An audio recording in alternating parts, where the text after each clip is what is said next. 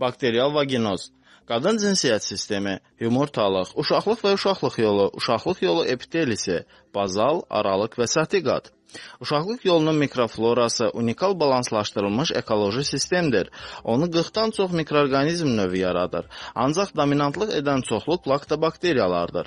Laktobakteriyalar uşaqlıq yolunun mikrobiosenozunun daimi olmasını təmin edir və onu infeksiyadan müdafiə edir. Laktobakteriyanın iştirakı ilə uşaqlıq yolunda süd turşusu istehsal olunur.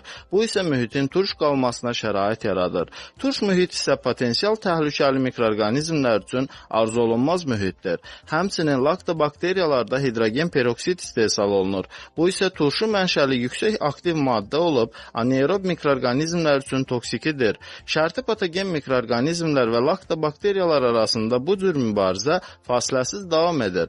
Laktobakteriyalar məğlub olurlarsa, potensial təhlükəli mikrob florasının inkişafı və çoxalması üçün şərait yaranır. Şərti patogen mikroorqanizmlər uşaqlıq yolunun sehli qişasına yapışaraq epitelial hüceyrələrin dağılmasına və qopmasına səbəb olur.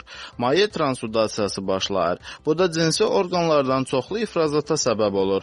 Bu ifrazat adətən sarımtıl, ağ rəngli və xoşagəlməz qoxulu olur. Antiseptiklərin istifadəsi bakteriyaların hüceyrə qişasını zədələyərək mikrob hüceyrəsi daxilində osmotik təzyiqi dəyişir və mikrob hüceyrəsi ölür.